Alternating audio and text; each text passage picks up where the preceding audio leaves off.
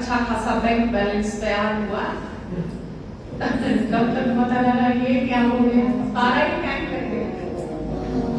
हम सोचते हैं हम कल फ्री हो जाएंगे, कल मौज करेंगे।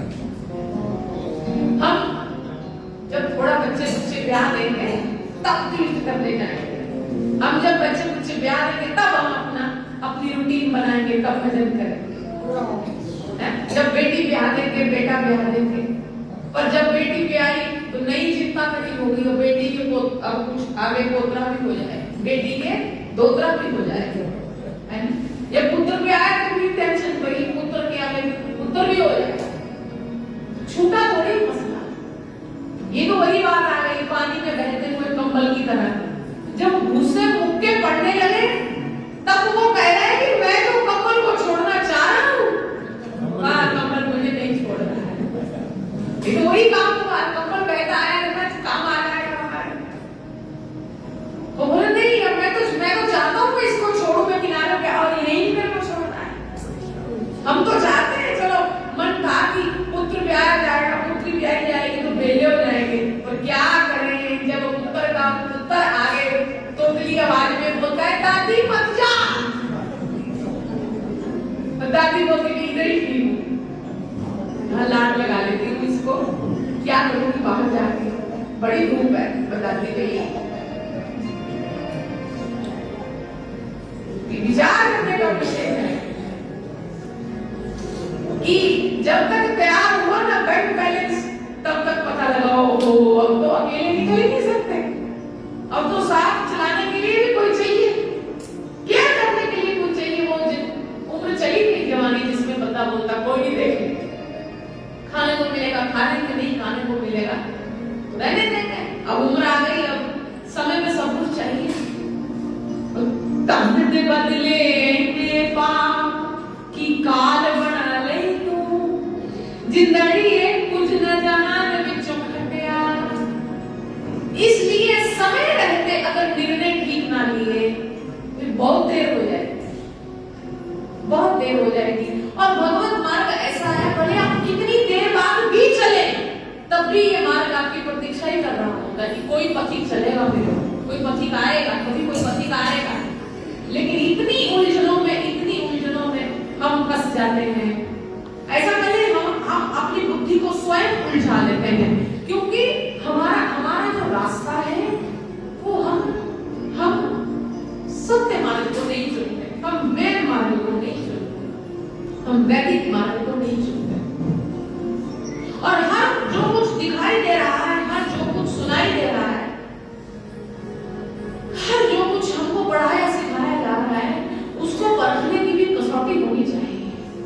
कोई भी कहीं भी कुछ भी कह रहा हो तो एक सनातनी होने के नाते, एक स्वतंत्र भारत के स्वतंत्र नागरिक होने के नाते, तो ये तो देख लो कोई तुमको सुना क्या रहा है, ये तो देख लो कि कोई तुमको पढ़ा क्या रहा है। एक कथा हम भी कहीं सुनने गए, बहुत देर की बात है, बहुत छोटी अवस्था की, मैं अपनी बात कर, अपने अनुभव की बात करती हुई, तुम्हारे साथ भी होता है, बहुत छोटी। मुझे याद आता मैं दादी के साथ कथा सुनने गई तो कथा करने वाला ने रोवाया लोगों को, कथा करने बोले ना रुला रहा है, वो कथा जो करने वाला वो भी रोए और जो कथा सुनने वाले वो भी रोए, और जो आप जैसी बोली वाली माइया सुन रही है, एक दिन मरी आना, एक वो माया सब बेकार है, एक दिन मरी आना, एक वो माया सब बेकार है, सुनाने वाला भी रोए, जो सुना रहे वो भी रोए। दादी के साथ भी दादी भी रोए। मैंने कहा रो क्यों रहे ये सारे, छोटा बच्चा रो क्यों रहे हैं, ये सारे क्यों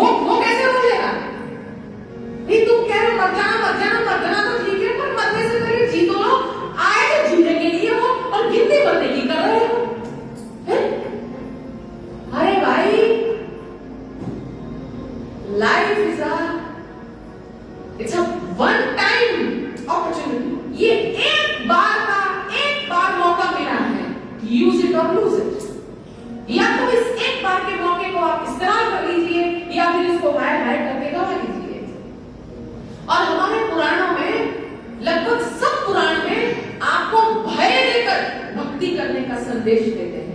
तुमको डराएंगे नहीं तो तुम बिल्कुल काबू में नहीं आओगे। तो यहाँ तक तो बात ठीक है, कथा करने आना, उस दिन बोलता रहा मर जाना मर जाना मर जाना। तो अगर वो ये नहीं कहेगा, अगर तुमको नर्क के बारे में नहीं कहा जाएगा, तो फिर तो नर्क का अगर भय नहीं देंगे ऋषि तुमको कि बुरा कर्म करने वाला नर्क में जाएगा। और भागवत जी में तो आता 28 प्रकार के नर्क हैं। तामस्त्र, अंधतामस्त्र, महारौरम, रौरम, कुंभी, बाघ, हसी, पत्रवन, काल, सूत्र, ये नर्कों के नाम है। फिर एंड में घाटादी बैतरनी मानते, बैतरनी मलमूत्र विष्टा की नदी है, वो गौ सेवा, जो गौ सेवा नहीं करते हैं उनसे पार नहीं होती। तो अगर नर्क के बाद, नर्क की कथा, नर्क की कहानी आपको नहीं सुनाएंगे, अगर आपको भयभीत नहीं किया जाएगा, तो कितने % है जो भगवत मार्ग पर चलेंगे? कितने चलेंगे? आखिर भय सही किसी को जागृति तो हो, किसी को होश तो हो, भय सही डर कर भी, डर परम गुरु, डर पारस दर्शा, डरत रहे सो गिरे, काफी खावे मार। क्या करें? भय तुमको बताना पड़ेगा तुमको कि अगर सीधे रास्ते नहीं आए तो फिर सारा कुछ उल्टा तैयार करा हुआ है। अक्सर पुराणों में जब आप घर में भी कथा पढ़ते हैं तो पुराणों में आपको भय के साथ भगवान के संग जोड़ने का एक विचार आपको देखने समझने को मिलेगा, भय के साथ। लेकिन मैं फिर से प्रणाम करूं हमारी वैदिक परंपरा को। कोई विरला, कृष्ण कहते गीता जी में, कोई विरला होता है जो मेरी ओर आता है। जब आप वैदिक मार्ग की ओर आते हैं, जब आप वेदों की ओर आते हैं, वेदों के ऋषियों को भगवान की स्तुति करते हुए सुनते हैं, स्तुति करते हुए देखते हैं, तो वेद तुमको विद्या और अविद्या का बोध देते हैं। वेद तुमको तुम क्या हो ये होने का एक प्रमाण देते हैं, तुमको तुम्हारे स्वरूप का परिचय देते हैं, और फिर तुमको स्वर्ग की कामना, श्रेष्ठ की इच्छा करने की धारणा देते हैं। और फिर कहीं कोई विवेकशील ये वास्तविक मार्ग पर चलता है। देखो आपने देखा होगा ना, छोटे छोटे जो बालक हैं, बच्चे हैं, अब तो पता नहीं, बहुत पहले वो एक खिलौना आता था जिसमें वो बंदर सा बना होता है। जब उसको या ऐसा करते हैं हम, बंदर वाले खिलौने को छोड़ो, हम लड्डू की बात करते हैं। लड्डू चलता है, धागा खींचते हैं तो वो अपनी धुरी पे नाचता है, बच्चा प्रसन्न होता है। फिर वो लड्डू रुक, जितने धागा खत्म, वो लड्डू रुक जाएगा। फिर कोई जो बड़ा बालक होगा वो लड्डू खींचेगा ताकि बच्चा खेलता रहे, बच्चे का मन लगा रहे, वो चाबी वाला बंदर ताली मारता रहे और बच्चा खुश होता रहे। क्या सारा जीवन लड्डू के घूमते हुए में घूमते रहोगे, या कि सारा जीवन ताली पीटते रहोगे और चाबी दिए हुए बंदर की तरह? नहीं, जैसे जैसे बच्चा बड़ा होता है तैसे तैसे उस बच्चे को समझ लग जाती है कि लड्डू के घूमने में कोई खूबसूरती नहीं, तो पीछे का धागा है, धागा खींच रहे हैं, धागे का प्रेशर बल लगता है तो लड्डू घूमता है, ऐसा। और फिर जो बच्चा जब बड़ा होता है वो देखता है कि चाबी भरी थी और उसलिए चाबी भरने के कारण वो बंदर नाच रहा था। फिर उसका जिस ध्यान से समझना, मेरा कहने का भाव कुछ और है। जैसे ही पता लगता है कि धागा खींचने में लड्डू घूमता था, लड्डू के घूमने के और धागे के खींचने का शौक बच्चे को खत्म हो जाता है। जैसे जैसे बालक को, बच्चे को पता लगता है कि चाबी भरने में बंदर ताली लगाता है, खिलौना ताली लगाता है, तैसे तैसे उस बालक का जो इंटरेस्ट है, जो उसका शौक है, वो खिलौने और चाबी दोनों से छूट जाता है। और वो जितना बड़ा होता है तो हो सकता है वो देखे भी ना उस खिलौने को, फिर वो देखे तो उसको पता है ये प्लास्टिक है, इसके बीच में बैटरी भरी है, इसके बीच में सिस्टम है इसलिए वो चल रहा है। जाना समझा तो खिलौने में से रुचि खत्म हो गई, पता लग गया तो झूठ मूठ का मन का बहकावा खत्म हो गया। मनुष्य ही एक ऐसा प्राणी है जो सब कुछ जानते हुए भी अंधेरे में जीवन जीता है। मनुष्य मात्र ही एक ऐसा जीव है सब पता होते हुए भी जो बहकावों में जीकर प्रसन्न है, मालूम होते हुए भी जो अपने मन और बुद्धि को उसी स्तर पर लाके रखता है और खिलौनों से खेलता रहता है। मालूम भी है कि मेरे काम आने वाले नहीं, ये मालूम भी है मेरे साथ चलने वाले नहीं। रोज बच्चा जुबान चलाता है, रोज मां कलेजे पे हाथ रख लेती है, रोज एक जवान बच्चा लगभग हर जवान बच्चे को लगता है 40-45 वाले को कि मेरे बाप को तो पैसा जोड़ना आया ही नहीं, मेरे बाप को तो काम करना ही नहीं आया। अगर मेरे बाप ने ढंग से काम किया होता, ढंग से पैसा जोड़ा होता तो फलाने की तरह हमारे पास भी इतना होता, भले कितना भी हो। हर बच्चा लगभग रोज अपने पिता को अपमानित कर रहा है, ऐसी बात बोलने के कि माँ का कलेजा छिन्न भी हो जाए। भले ये माँ जानती है कि क्या खा के बालक को किस तपस्या से पाला है, वो सब तपस्या एक तरफ रही और बालकों के जो ताने हैं वो एक तरफ है, फिर भी हमारा मोह भंग नहीं होता है। फिर भी हम उन्हीं खिलौनों के नाचने में नचते हैं। ना जाने कितना घना अंधेरा है, ना जाने कितना घना अंधकार है, जिस अंधकार में मनुष्य जानते हुए भी कि ये अंधेरा है, उसी अंधेरे में उलझा हुआ है, उसी अंधेरे में फंसा हुआ है। मुझे तो ऐसा लगता है कि मनुष्य रोशनी की ओर बढ़ना ही नहीं चाहता, प्रकाश की ओर। प्रकाश उसका स्वभाव जरूर है, नेचर जरूर है, लेकिन उस प्रकाश को स्थायी रूप से अनुभव करने के लिए, स्थायी रूप से पाने के लिए हम उसकी ओर बढ़ना नहीं चाहते।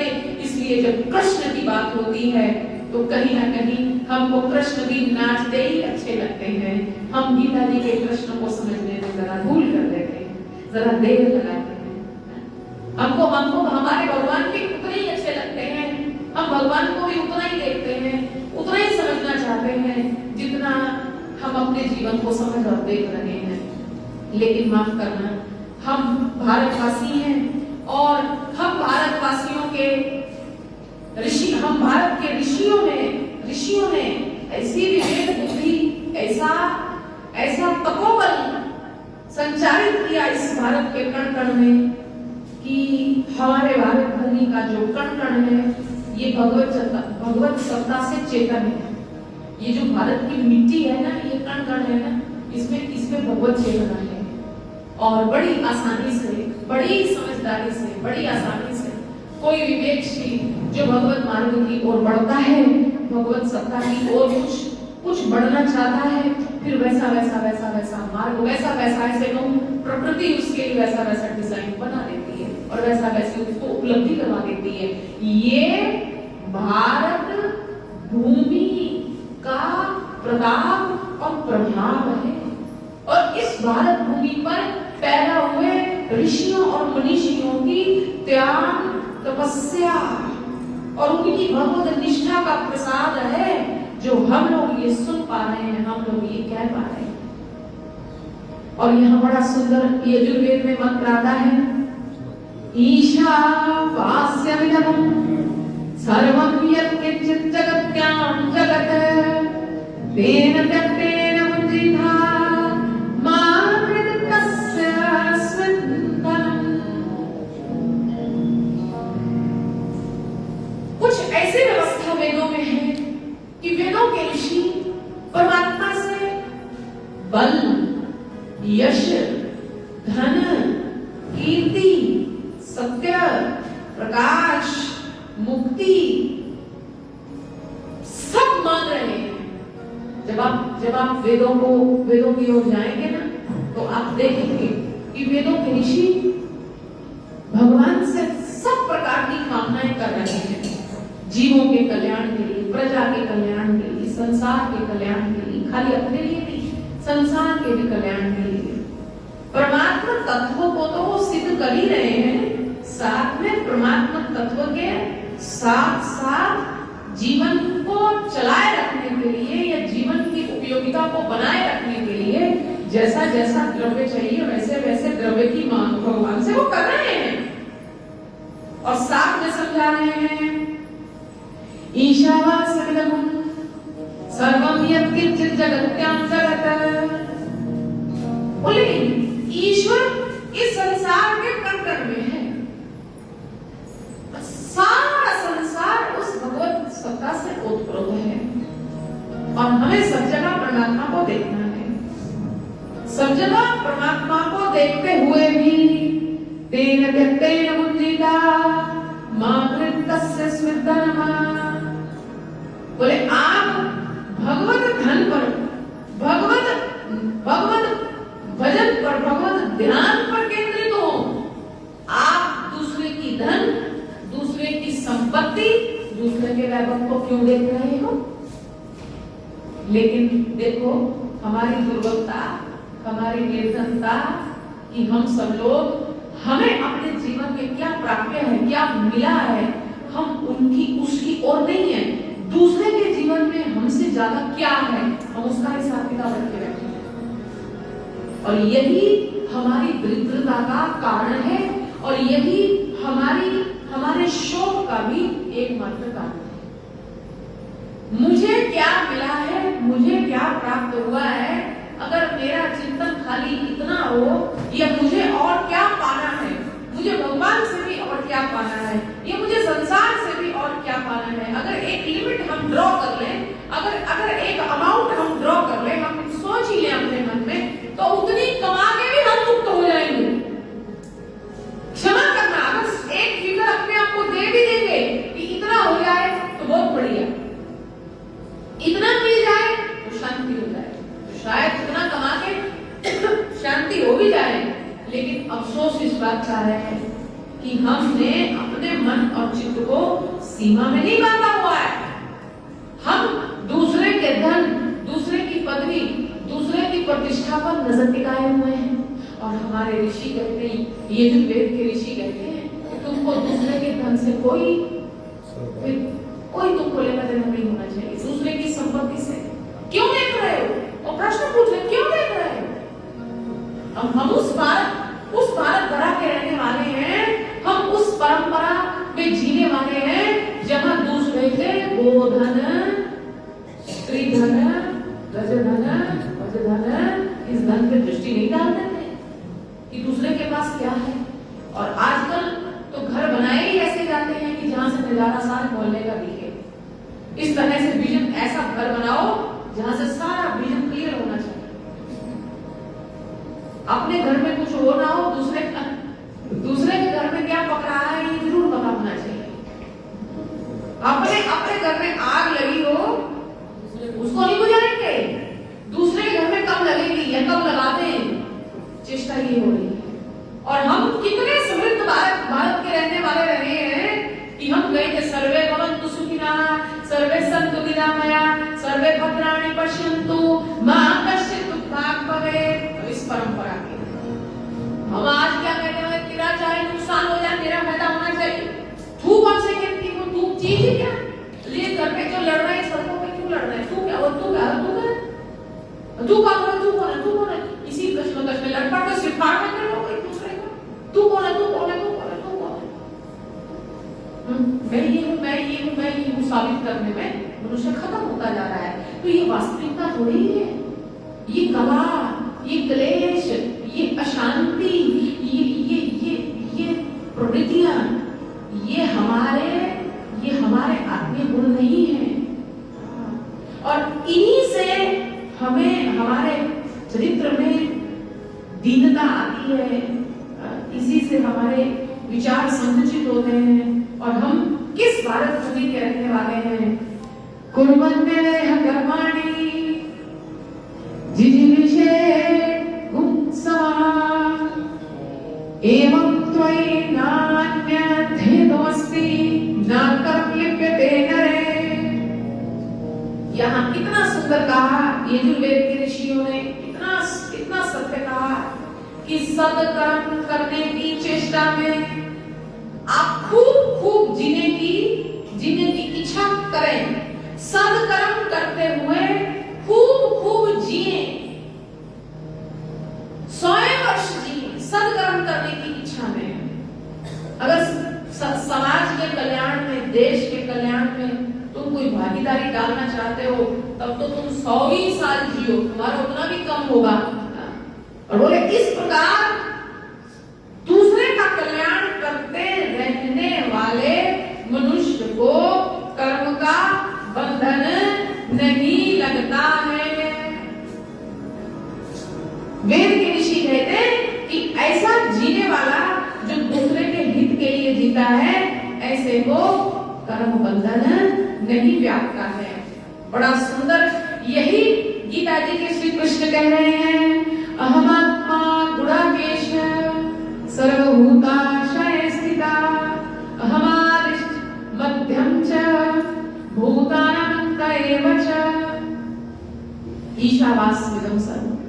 बोले मैं ही इस संसार के कण कण में व्याप्त हूँ, मेरे बिना इस संसार के अस्तित्व की कल्पना नहीं की जा सकती।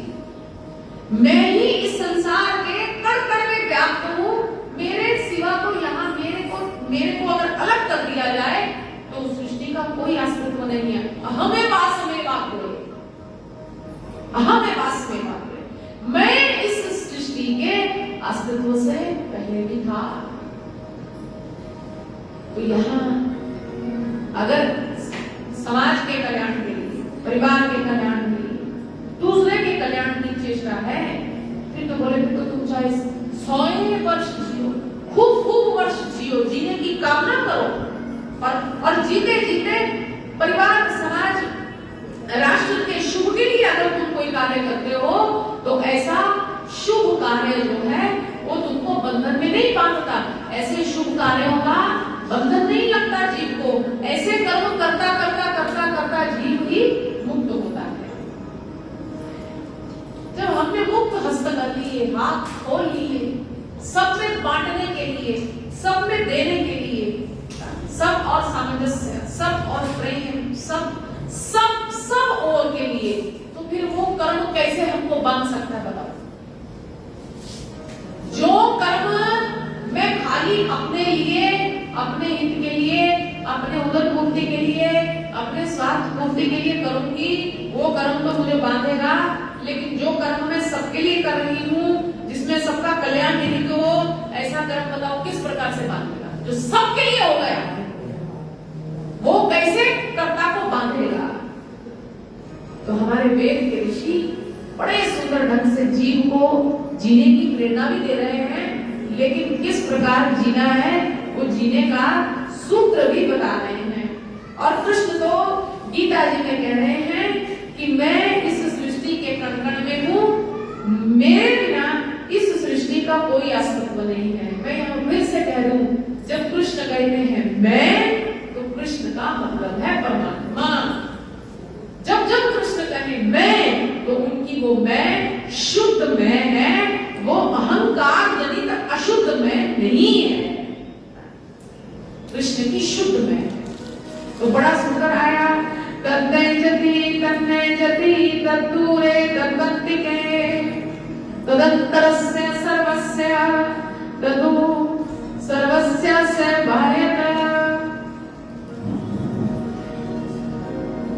वो परमात्मा जो सब और विराजमान होते हुए भी, सब और गतिमान होते हुए भी गतिमान नहीं होता है, ऐसा परमात्मा विद्वान पुरुषों द्वारा अभ्यास के द्वारा जाना और समझा जाता है। सब पदार्थ गति कर रहे हैं, चलायमान सृष्टि को बनाने वाला स्वयं स्थिर है, उससे बने सब पदार्थ चलायमान है, लेकिन वो स्वयं स्थिर है। और विद्वान पुरुषों द्वारा स्थिर बुद्धि वाले, अभ्यास बुद्धि वाले जीवों के द्वारा उन परमात्मा को समझा जाता है, उन ईश्वर को जाना जाता है। बृहत्साम तथा सानाम गायत्री छंदसामहम मासानाम महाविशिषोः मृत्युनाम कुसुमाकरः। बोले गायन करने वाली श्रुतियों में बृहत्साम, छंदों में गायत्री छंद में हूँ, महीनों में मार्गशीर्ष और ऋतुओं में बोले बसंत में हूँ। यानी इस सृष्टि की जितनी भी सुंदरता हमें दिखाई दे रही है, जितना भी सौंदर्य हमारी आंख को दिखाई दे रहा है, और जहाँ कहीं भी सौंदर्य हमको भासित हो रहा है, जहाँ कहीं भी सर्वश्रेष्ठ हम देख रहे हैं, या जहाँ कहीं भी श्रेष्ठता हमारी बुद्धि अनुभव कर रही है, परमात्मा कहते हैं वह श्रेष्ठता मेरी है, वह शुद्धता मेरी है। और बोले इस सृष्टि का सारा जो सौंदर्य है वो मुझी से प्रकट हुआ है, सर्वश्रेष्ठ मैं ही हूँ। यस्मिन् सर्वाणि भूतान्यवभूद्विजानतः तत्र कोह कैशोकः एकत्वमनुपश्यतः। यजुर्वेद में कितना प्यारा कहा गया, ध्यान से समझना। इसी सत्य को हम लगातार रोज श्रवण कर रहे हैं। बोले जो मनुष्य सब में मुझको देख लेता है, ऐसे मनुष्य के लिए कोई दूसरा कैसे हो सकता है, और फिर ऐसे व्यक्ति को मोह भी कैसे हो सकता है, और ऐसे को शोक भी कैसे हो सकता है, ऐसे को मोह कैसे होगा, यजुर्वेद के ऋषि कहते हैं, और ऐसे को शोक भी कैसे होगा। जब सब जगह वो है, उनके अतिरिक्त दूसरा कोई है ही नहीं, मैं भी वही है, वो जो दिखाई दे रहा है वो भी वही है। जब दूसरा कोई नहीं है, मोह होने के लिए या शोक होने के लिए या ऐसा कहूं प्रेम प्यार होने के लिए भी दो की आवश्यकता होगी। द्वंद्व में संसार चलता है, द्वंद्व में जीव का जीवन चलता है। और यजुर्वेद का ऋषि कहता है जो ये जान लेता है कि सब में परमात्मा विराजमान है और परमात्मा सब में है, ऐसे के लिए जो द्वैत भाव है, जो ड्युअलिटी है, वो ऐसे के लिए खत्म हो जाती है। फिर वो दो वाला भाव है नहीं। फिर मोह कैसे होगा, वो शोक कैसे होगा। ऐसे जीव को जो सब जगह एक परमात्मा को जान लेता है, ऐसे को फिर मोह नहीं होता, ऐसे को फिर शोक नहीं होता।